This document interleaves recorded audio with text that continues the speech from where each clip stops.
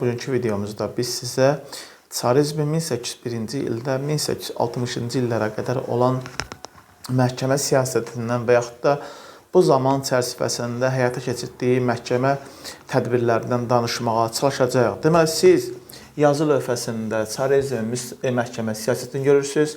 Biz bu siyasəti iki hissəyə bölmüşük. 1801-ci ildən 1840-cı illərə qədər, 1841-ci ildən 1860-cı ilədək olan məhkəmə islahatı və yaxud da məhkəmə tədbirlərindən danışacağıq. Niyə? Məhz 1801 bilirsiniz ki, 1801-ci ildə Çar 1-ci Aleksandrın manifesti ilə Azərbaycan torpaqlarının işğalının başlanğıcı olan bir addım atıldı. Belə ki, Şərqi Gürcüstanla birlikdə Azərbaycanın Borçalı, Qazax, Şəmşədli, Lori və Pənbək torpaqlarda Rusiyanın birbaşa idarəsinə keçdi və ümumiperiya qanunlara əsasında məhz burada da inzibati idarə sistemi həyata keçirilirdi ki, məhz Rusiyanın məhkəmə siyasətini biz bu tarixdən məhz başlanğıcına götürəcəyik. 1840-cı il 10 aprel qanununda da məhz bu siyasətin birinci mərhələsi başa çatırdı. Deməli, ilk öncə biz əvvəlki dərslərimizdə bu zamana aid müəyyən məlumatlar vermişik.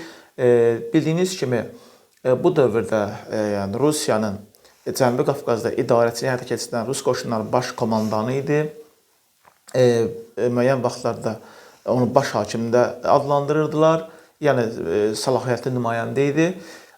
1801-ci ildə deməli başlayan bu inzibati idarə sistemində məhkəmə də mühüm əhəmiyyət kəsb edirdi. Yəni əhalinin müstəmləkə siyasətində, yəni saxlanmasında və idarə olunmasında bu məhkəmə sistemində əsasən baş hakim tərəfindən təyin olunan komendantlar əsas rol oynayırdılar.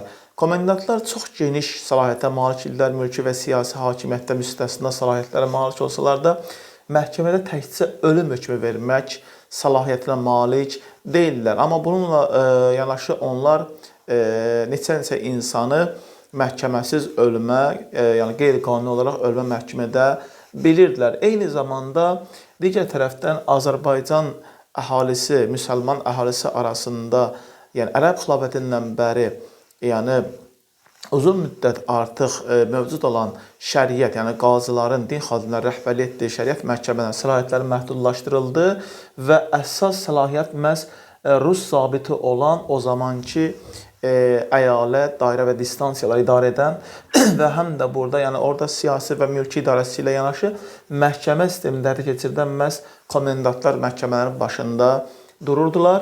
Onların ən böyük ədalətsizliklərindən biri də mülki cinayətlərin hərbiçilər üçün nəzərdə tutulan hərbi səhra məhkəməsində baxılması idi ki, bu məhkəməyə də gedən, yəni ölümə məhkum edilirdi. Yəni salamat qalması mümkün deyildi. Deməli, hörmətli izləyicilər, bilirsiniz ki, məhkəmə islahatında əsas dəyişikliklərdən biri də yəni 1840-cı il 10 aprel qanununda 1-ci Nikolayın verdiyi qanuna əsasən Zaqafqaziya diyarında inzibati dəyişikliyi ilə yanaşı məhkəmə sahəsində böyük ciddi dəyişikliklər baş verdi. Biz inzibati dəyişikliklər haqqında videomuzu YouTube kanalına yerləşdirmişik. Xəritə üzərində inzibati bölgə və orada aparılan dəyişiklikləri qeyd etmişik. Siz bu videonu oradan izləyə bilərsiniz. Məhkəmə islahatına gəldikdə isə məhkəmə sahəsində də ümumiperiya qanunları əsasında quberniya, vilayət və qəza məhkəmələri yaradılırdı. Qəza məhkəmələri hakimdən və vergi verən təbəqələrdən seçilmiş iclasçılardan ibarət olurdu və bu məhkəmələrə yenə də yəni ruslar təyin olunur və yaxud da ruslar başçılıq edirdilər. Yazı işləri, kərgüzarlıq, yəni yazı işləri və digər rəsmi sənədlər yalnız rus dilində aparılırdı.